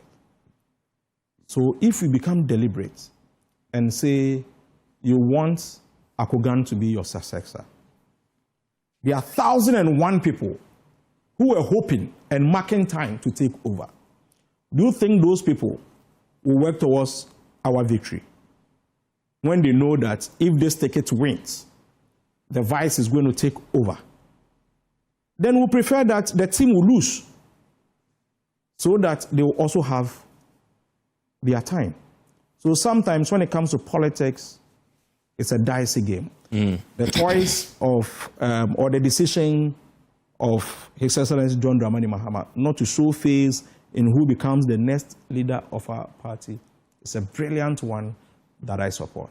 The NDC has touted the achievements on the economy since you came to power. We've seen inflation go down to 3% from, double digits. When you look on paper, economists and critics argue that this is a wind-chill economy. This is an economy that looks very good on paper, but in reality, it's an economy that is stifling the people. People keep saying that they are suffering. You see the fuel prices have started going up. The city has started depreciating. There are concerns that this is a wind-chill economy, and what is reflecting on paper is not reflecting in the pockets of Ghanaians. It's because we have decided to do a very prudent management of the economy. There are some few things that, or few decisions that when you do, you just throw money into the economy, inflation starts rising and all that. But in this same economy, look at the amount of money that has been invested in the big push. Look at the number of roads being constructed under the big push project. And these are monies that are going directly into the pockets or the economy of Ghana. Because deliberately, we've decided that we are not going to use any foreign company in this big push project so that the money stays in this economy. Contractors are able to buy more equipment and also to rise and compete with some of the foreign companies who come here and do business. So these monies are being invested in the economy. So if somebody says that the economy is not going well, not reflected in their pockets, I don't see it as a reality. It's not? Sometimes there are people that obviously the way they got money and the way that their pockets were being lined, it is not being lined the same way now. So when they complain, I understand and I appreciate it. Who are those people? Do you have anyone in mind? Oh, mostly they are also politicians who has now come to opposition and all that. Are you talking about the MPP members? Those who didn't buy fuel yesterday and are being forced to buy fuel by the people of Ghana. You are the Deputy National Communications Officer of your party. Do you have intentions of seeking re-election, or you go for another portfolio when nominations open? When nominations open, I'll be a National Communications Officer. Oh, you are vying to replace Sami Gyamfi? Yes. Has he informed you that he's not going again? Oh, obviously. I wouldn't take a decision. Okay. I'm not a coupist. Okay. I wouldn't take a decision without talking to my boss. Okay. Okay. So I want you to be specific. What will you be contesting for? I'll be going for the National Communication Officer. Okay. Yeah. Have you surveyed the place to see your chances? Obviously. That's why I said that I am going to be the next communication officer of this party. Sami Gyamfi set a higher standard. He set the bar extremely high. Exactly. With your party. That shoe is huge. Do you think it's a shoe you can fill? Exactly. It's a very, and learning or, working with Sami Gyamfi for 8 years, there's a lot of things I can say about him. Things that we do today as a team, Sami Gyamfi single-handedly does it. You understand? Right. Is somebody, I would say that they appear once in generations. He's an all-fielder and naturally talented young man. Yes, so I appreciate what Sammy Fee comes with. A generational talent, you would call him. Yeah. Godwin Akogan, thank you very much for coming. Thank you very much for having me. He's the Deputy National Communications Officer of the governing National Democratic Congress. You're still watching the polls here on JoyNews. Return from the break with more. Stay tuned. Welcome back. Concerns are mounting over the rising number of kidney disease cases among children. As specialists point to environmental pollution and delayed diagnosis as key factors driving more young patients into chronic kidney disease and, in several cases, kidney failure. Head of Pediatrics at the University of Ghana Medical School, Beatrice Nyan, notes exposure to heavy metals linked to illegal mining activities could be a major contributing factor. She spoke in an exclusive interview with my colleague, Stephen Mensah. Hearsay, it is not rumor mongering. There are clear evidence and data to suggest that there's a direct linkage between kidney disease and these heavy metals. You know, the kidney is a strainer. It cleanses the blood of all the toxins, and so all these metals will get to the kidney. Some will directly, affect the kidney and lead to kidney failure. And then this kakuk I spoke about, the congenital anomalies of the kidneys and urinary tract. There's also been evidence to show that the exposure of pregnant mothers to some of these toxins can cause kidney not to be formed well. And anecdotally, so we are trying to put the statistics together well, but from the top of my head, even in my clinic, I can say probably now, which didn't used to be before, now about like 40%, I mean, I need to put the statistics right, but we are seeing increasingly kidney anomalies. Yes.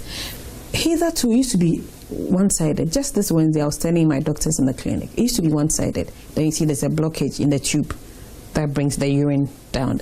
But now it's two, both sides.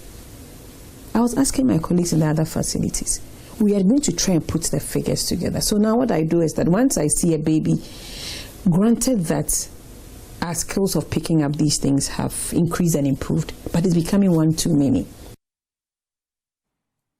But how can parents detect early kidney problems in children? Dr. Beatrice Nyan explains. And the commonest signs is swelling of the face, swelling of the feet. For babies, especially male babies, usually one thing I tell mothers is that when your child is peeing, check and see this your male baby son, whether the pee comes straight at a distance. Some will say, oh, he shoots like this. Or it is dribbling, dot, dot, dot, dot. Once it's dribbling, it sends our antenna up high that there might be a blockage in the urinary tract. So a male baby who is born should pee and it should come straight and not to dribble, dot, dot, dot. That's an easy thing that we tell mothers. But aside that, once the kidney is failing, it's swelling of the body and then the face. But we don't want to wait to get that. Sometimes, unfortunately, mothers misinterpret that as allergies. Even sometimes some health workers, when people get allergies, their face can become a bit swollen. And then sometimes some people also think, they are putting on weight. In the Ghanaian setting, weight gain is a sign of good living. Yeah. So the child is putting on weight. I've had a number of that they said, we thought she was gaining weight. It was good, but it was kidney problem. So the face, the eyes starts getting swollen, sometimes the feet swollen, and then the stomach getting swollen. But those are the signs of kidney problem. The once thriving Oda Forest Reserve in the Bakwai Forest of the Ashanti region is facing severe destruction due to illegal logging, mining activities and encroachment. That is according to recent checks by JoyNews. Large portions of the reserve, which has long served as a critical ecological zone and source of livelihood for nearby communities, have been reduced to bare lands. Deep excavations, felled trees and polluted water bodies now dominate sections of the forest, raising concerns among residents and environmental experts. Traditional leaders within the area are sounding the alarm and demanding urgent intervention from the government to halt the ongoing degradation. Before we hear from the chief, my colleague Nana Boachi Yadom is joining us on Zoom with details of this. Nana, welcome to the program. Tell us how the Oda Forest looks like. Well, Kent, from the checks that JoyNews has made up until this morning, it reveals that the Oda Forest Reserve has been enduring a massive environmental destruction from illegal logging, illegal mining activities, and other forms of encroachment. Last week, we engaged chiefs and residents in the area during our visit to the place with the Ministry for Lands and Natural Resources, and then we were being told by these relevant authorities within the area, especially the traditional authorities, that the activities of illegal mining has really affected the once thriving forest reserve, which is the Oda Forest Reserve. And what you see on your screen is a drone flying up high just last week, revealing the rate of destruction with regards to the Oda Forest Reserve, and activities of illegal mining seems to have taken a sharper turn of destruction on this once thriving forest reserve. And so our checks clearly reveal that up until this morning, even activities of illegal mining continue to affect the forest reserve. Nana Bwashi Adam, thank you very much. Now let's take a listen to Nana Bwampim Peko II, who is the Trafohene of the Bekwai traditional area. Now, Mestre Forest Penny, as a minister for lands and forestry, said the Comaton a Pumu Osumbi, you know.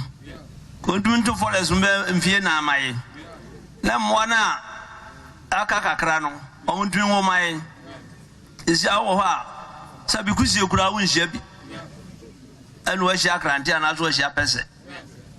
To Mr. Forest and Penfo. To Media Moody, Oman Quachri. Then come to me, Ghana Forest in a Mumfata Bronze, so Bianco, Uncle Fangwa, own town, Humania, and Piabinum. Now, quiet known to me at the Indian Mine. I'm saying so.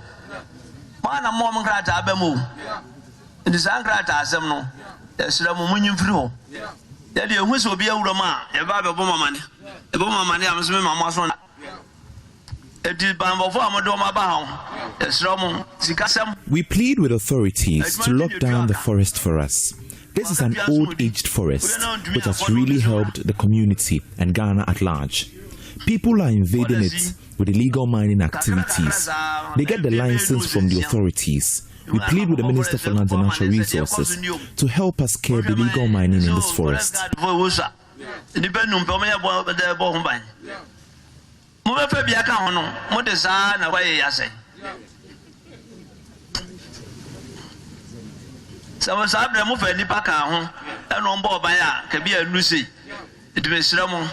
Bambo na mo ba man soja for no so na mo hye so bia nsi police no okoto obi o ma yo pe bia fa ye no ye soma no ne se kan na. Away from the Ashanti region, farmers and stakeholders in the agricultural sector in the Upper East region are intensifying calls to promote and preserve indigenous seed systems as a sustainable solution to climate change, food insecurity, and the growing dependence on hybrid and genetically modified seeds. The call was made during an engagement on indigenous seed systems and food sovereignty held in Bolgatanga. Correspondent Albert Sori reports. The stakeholders' engagement on indigenous seed systems and food sovereignty was organized by Tracks Ghana and the Bila Project in collaboration with the Navrongo Bolgatanga Catholic Diocesan Development Organization, NABOCADO. The initiative forms part of ongoing efforts to educate farming communities in the Upper East region on the effective use of indigenous seeds and traditional farming knowledge to improve crop yields while reducing dependence on chemical fertilizers, pesticides, and hybrid seeds. Speaking at the engagement, the project director of the Bila project under Tracks Ghana, Abena Ofe Jima, said nearly 80% of farmers in Ghana are smallholder farmers, many of whom continue to struggle with the growing impact of climate change and increasing pressure to adopt adaptation strategies. We are losing our local and our indigenous seeds due to the influence and the influx of hybrid and foreign seeds. We also know that we're losing our local and indigenous seeds because of climate change and also lack of agricultural policies. Our indigenous seed is also directly related to our indigenous foods. We can talk about some indigenous foods like tubani, sakbo, berehe, a lot of the vegetable soups. They are connected to our indigenous seeds, not only in terms of the food, but they're also nutritious. I think one of the key pieces is also for the indigenous seeds, farmers don't have to buy it. Farmers save it, it's their own seed, they can cultivate it, they can share it, they can exchange. In times of drought, in times of difficulties, farmers can always go back to the indigenous seeds without it costing them. They can also grow the seeds without chemicals, which has impact on the land and on the environment. Also speaking at the engagement, Program Director for Livelihood and Agriculture at Nabokado, Dominic Avia Ania, highlighted growing concerns about the use of hybrid seed and the high cost of pesticides and other chemical inputs. Continuous use of hybrid seed and that of foreign seed is likely to result in the loss of indigenous varieties, the erosion of indigenous seeds in the system or indigenous crop in the system. And when such a thing happens, it means farmers will no longer have access to seeds that they themselves require or seeds that are very tolerant to our environment. The stakeholders' engagement was followed by a farmers' seed fair. Some of the farmers who participated shared experiences on how indigenous seeds and traditional farming practices were helping them adapt to changing weather patterns. Organic farming is very, very important because even nowadays fertilizer is very, very expensive and it doesn't add anything to our soil. So we are practicing organic farming because when we practice organic farming, soil health is assured, then it will also protect biodiversity. Stakeholders called on government, policymakers, development partners and farmers to redirect attention toward indigenous seed preservation and sustainable agricultural practices to strengthen food sovereignty and climate resilience in Ghana. Reporting for JoyNews, Albert Sori, Bolgatanga. The MP for Akache North and Chairman of Parliament's Education Committee, Peter Kotoy, has renewed calls for increased financial clearance for teacher recruitment to address the growing shortage of teachers in basic schools across the country. According to the lawmaker, more than 1 million children in Ghana's basic schools are currently without adequate access to teachers. A situation, he says, continues to undermine quality education, particularly in deprived communities. The call comes as the Akache North District Assembly commissioned a number of infrastructure projects aimed at improving education, healthcare and sanitation in the district. Led by the Volta Regional Minister James Gunu, the MP for Akache North, Peter Nochukotui, together with the District Chief Executive Bless Katamani, commissioned 7 major infrastructure projects in the Akache North District. The projects include a 3-unit classroom block at Nudowo Kope, 2 4-seater flush toilet facilities and mechanized boreholes at Afiadanyigba EP and DA basic schools, a 10-unit office complex for the Akache North District Health Directorate, and an ambulance bay for the Ghana National Ambulance Service, among others. Speaking to the media, the District Chief Executive for Akache North, Bless Katamani, stated that the projects are aimed at addressing developmental needs of the district and giving back to. When you are elected and you are put in authority, look, you are being paid with taxpayers' money as your salary. When you wake up and you come and sit in your office, in your air-conditioned office, in your air-conditioned car, when you are driving burning fuel, it is the taxpayers' money. And they don't need anything from you. What they need is what can ease the life for them.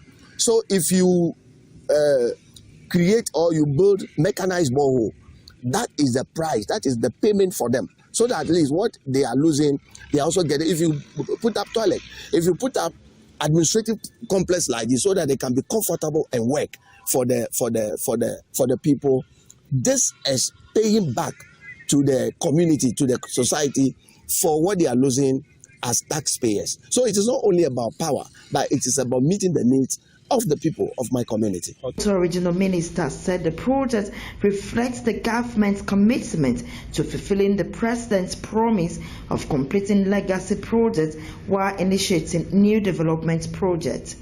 His Excellency President John Dramani Mahama has come back and made it clear to the Ghanaian people that he will ensure that all projects started under our previous regime and even under the MPP, if any, will complete all those projects. So it's a fulfillment of the promises that we made to the good people of Akachi North. And Akachi North is one of the districts we created in 2012.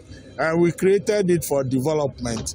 We created it to bring governance closer to the people and advance the cause of development, and that is what we are seeing. While commending the Assembly's efforts to improve access to education, the head of administration and finance at the Akachi North Education Directorate, Promise Avogbedo, revealed that about 180 teachers are needed in the district to address the teacher deficit. According to him, the shortage is negatively affecting academic performance in schools. Teacher deficits affect teacher learning in this way. Most schools, instead of 10, 12 teachers, have 4, 5, 6 teachers, which led to multi-grade teaching. Multi-grade teaching, I mean a teacher handling more than 2 classes.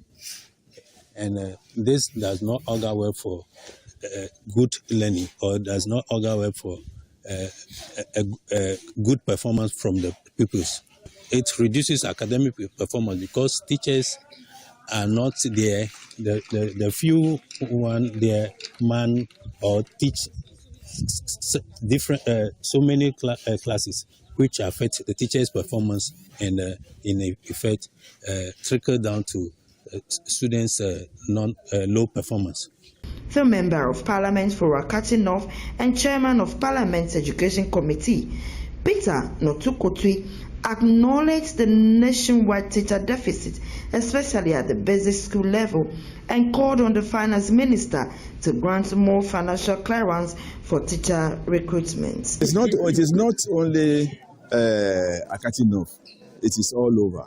And that's why we are not happy with the clearance given by the Minister for Finance that the Minister of Education or the GS should recruit only 7,000 teachers. We are fighting. We want the number to be doubled because estimates show that about 1 million school children at the basic level are lacking teachers. So we cannot afford to make our education standards fall. The Minister for Finance must do something about the clearance that he has given to the Minister of Education. It's woefully inadequate. Ivy Setoji, JoyNews, Akachi North. Poor menstrual hygiene and lack of access to sanitary products are still harming the education and well-being of girls, particularly in rural areas. Project coordinator at REAP Ghana, Aisha Abdul Hamid, said it was vital to involve parents, especially fathers, in providing menstrual products to reduce girls' vulnerability. She was speaking at a public education event on menstrual hygiene in Kasuyili, held to mark World Menstrual Hygiene Day. The event was aimed at tackling stigma and misconception around periods. Resident parents and pupils in Kasuyili took part in the session organized by RIP Ghana as part of its Ramka project. Speaking at the event, project coordinator Aisha Abdul Hamid said the initiative was designed to improve access to accurate information on menstrual health and to encourage girls to remain in school during their periods. Poor hygiene affects a lot of young girls when it comes to staying in school.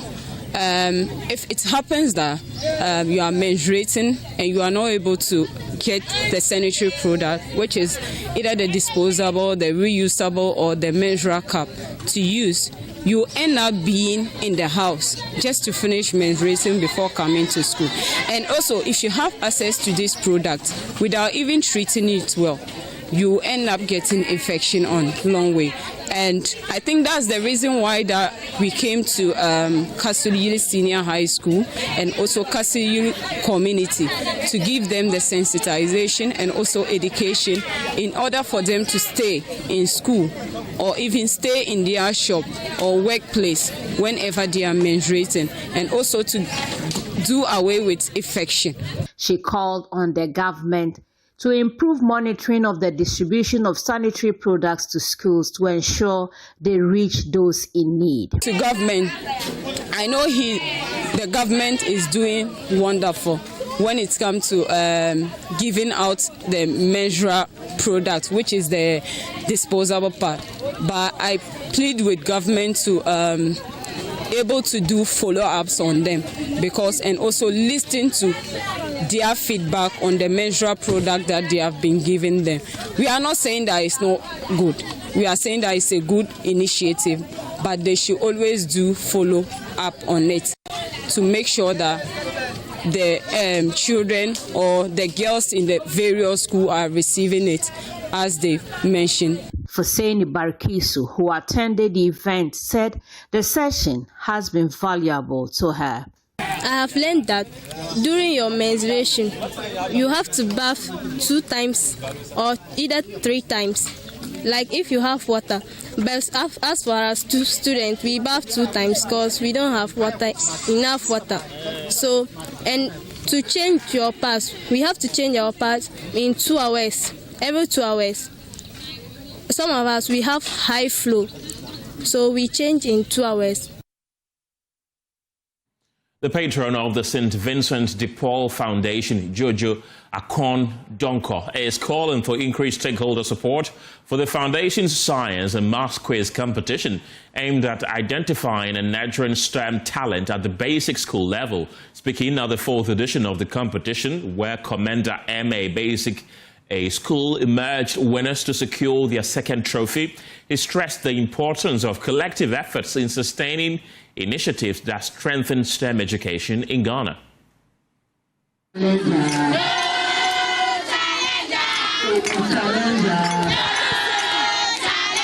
Today is the finals of the Commendal Zonal Science and Maths Quiz, and we are here to engage contestants from Antado MA Basic School, basically to gauge their reactions and see their expectations going forward in the final competition. Today we are in the final. It's our first time, and we are unique from other schools because other schools have gone to the final before. The 2 schools you are missing have gone to the final, but today we show them that we are the masters. People think we are far from the circuit and we are not performing. But because of this very competition, they know that no, although we are far, but there's something going on here. So we want to assure them we'll bring the cup so they will know. Your opponents in the competition, and they are saying that this is their first time in the competition, in the final stage of the competition, and they are saying they are here to create a legacy. What's your response to that? My name is Prince Anami Komlakokpe. We too, this is the first time that we have been to the finals. Although we have been this quiz for 3 years now, but we too are coming to legal legacy. What should we expect from the team? Nothing but to win. We are carrying the cup. Spiritually, the cup is here, and we are winning. We want the sister schools to know that this is the practicing school for the college. You've been here 3 times. This is your 3rd time. Is this the time that the trophy is coming back again to the school for the 2nd time? Yes, please. By what we have learned, we say that the victory is ours and the trophy will come to our school. This time we are coming to the school with a trophy, no matter what, because we are the experimental basic school and we don't play finals, we win them. 3 schools battled for supremacy in a keenly contested 4th edition of the St. Vincent de Paul Foundation Science and Math Squares contest aimed at promoting STEM education among junior high school students in the Commander Dinegwa-Abre municipality, while first-time finalists Antado MA Basic School and Commander College Practice Basic School saw the competition as an opportunity to make history and establish a lasting legacy. Former champions, Commander MA Basic A School entered the contest determined to secure a second title. Patron of the foundation, Jojo Akondonko, stressed the importance of collective support in sustaining such initiatives. But we are using this medium to invite all stakeholders in this country and beyond who are looking at us now to sponsor us, because it's not easy. It's not easy. We have to solicit for funds. Like you saw the prize that we give them, cash prizes and other items. It's not easy. So we are soliciting for using this medium to solicit for funds to come and support us, including the government. I think we are the only foundation who is doing this in the whole region. So we want them to come and support us. Chairman of the Ghana National Association of Teachers in the municipality, Henry Amate, described the competition as a platform that motivates students to contribute positively to their schools. Competition has been great. It's a good competition to prepare our children for the future, and I thank the organizers and the CISO for Commander, Mr. Francisco Kudum. He has done a marvelous job, and it's my prayer that it continues through the whole municipality. As we can see, we have talents for future science and math quiz in Ghana as a whole. At the end of the contest, Commander MA Basic A School emerged victorious, and members of the winning team encouraged future contestants to build on their achievements and continue raising the standard of academic excellence. What I would say is that they should take their learning seriously so that they will be able to win next year's cup. Adding his voice to calls for greater support, the School Improvement Support Officer for Commander, Francis Kwekudum, appealed to Primetime Limited, organizers of the National Science and Maths Quiz, to partner with the circuits and the foundation to further strengthen STEM education at the basic school level. If the producers of the SHS one could pick up this one and then nurture it very well just like this, and the popularity comes, I think we'll be breeding a very young ones. Even by the time they move on into the SHS, there will be something that will be very desirable too. But looking at last year, this Opoku boy, he was part of the GHS one and he was picked up right from the beginning. And we saw what he was able to do right from first year up to the 3rd year. So I think it should be put on a higher platform if it is that is good. From Commander, Abigail Lissol Nkrumah reports for JoyNews. Ghana's new e-visa portal has officially gone live, marking a major shift in the country's travel and immigration system.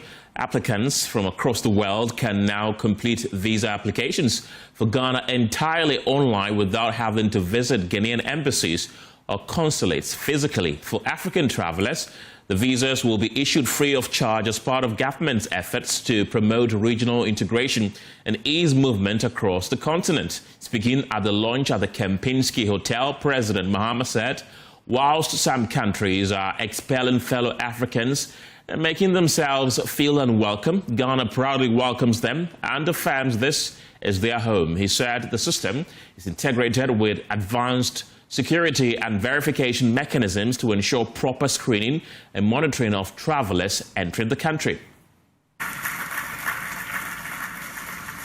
And so, ladies and gentlemen, effective today, from this moment, all holders of African passports traveling to Ghana for business or tourism will apply for visas exclusively via the new online e-visa platform, and they will pay no visa fee.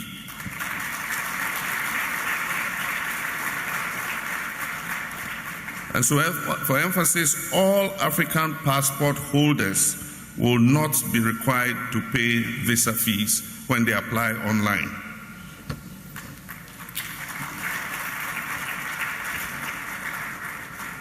The previous visa on arrival arrangement for African passports, which I initiated in my previous term as president, is hereby discontinued and replaced by this more secure and efficient electronic visa regime.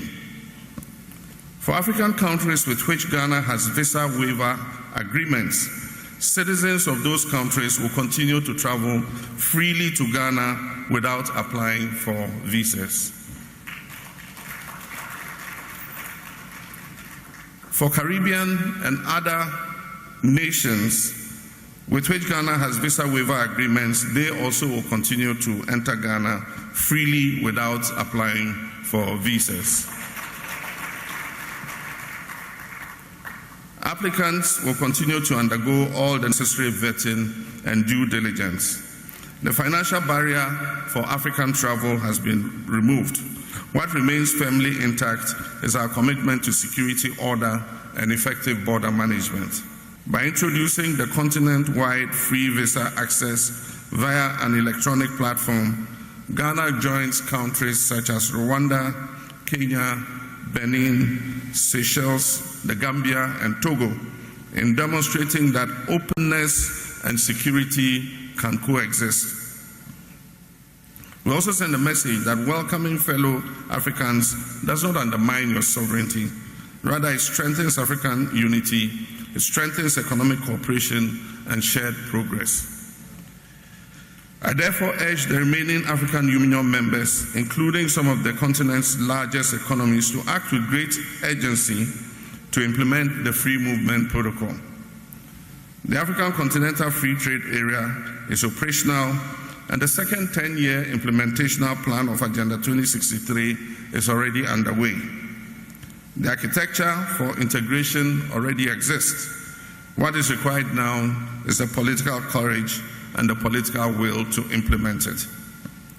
Ghana's doors are open, and we encourage others to open their doors as well. While some countries are expelling fellow Africans, Ghana welcomes them and proudly affirms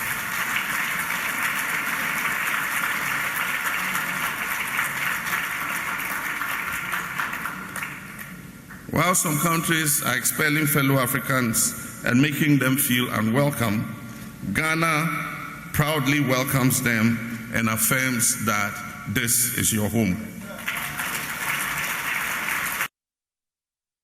We've also been hearing from Foreign Affairs Minister Samuel Okudzeto-Ablakwa, who says the policy will boost tourism, business travel, trade and investment opportunities by making access to Ghana easier and more efficient. So let me emphasize, this morning there's been quite some debate on social media that there was some e-visa contract which we are not respecting and that there could be judgment debt and all of that. Let me allay the fears of the people of Ghana that there is no such existing e-visa contract. Nothing of the sort exists. We've checked through the files. Our director legal is here. Indeed, the Minister of the Interior also wrote to the Attorney General to find out if there was any such contract and to also present to the Attorney General for analysis the machine-readable contract which existed, and that is for visa stickers. And the Attorney General's opinion is that that does not represent an e-visa arrangement.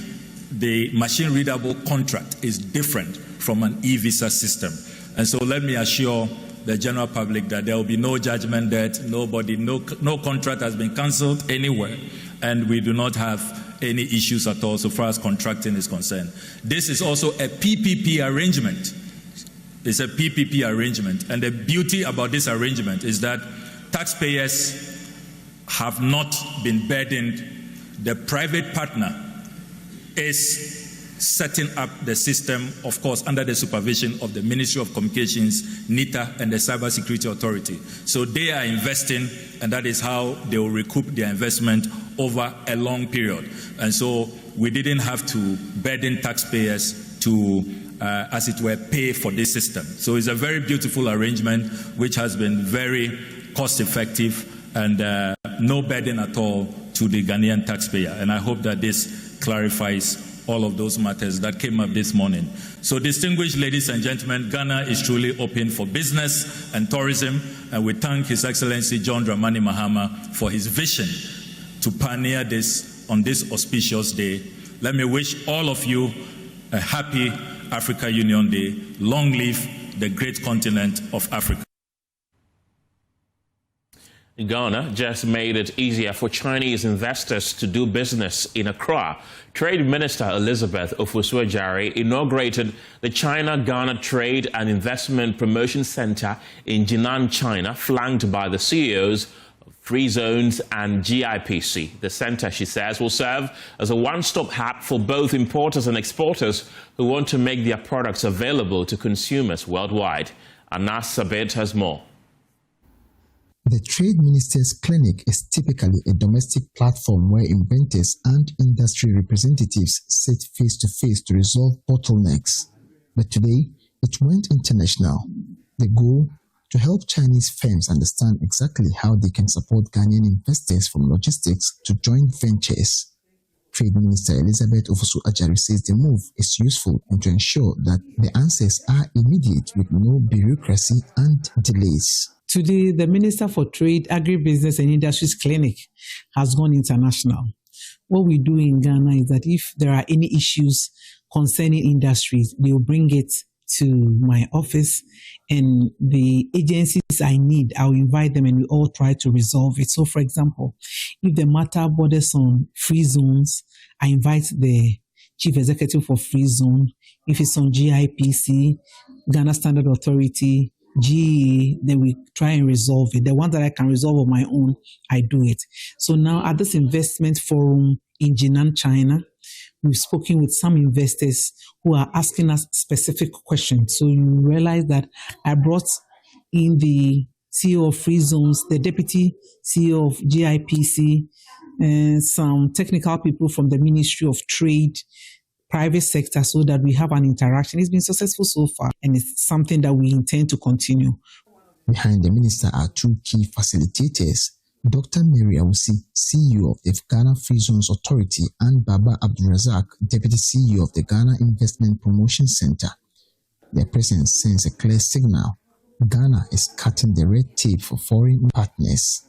But the headline from this visit, the launch of the all-new China-Ghana Trade and Investment Promotion Center here in Jinan.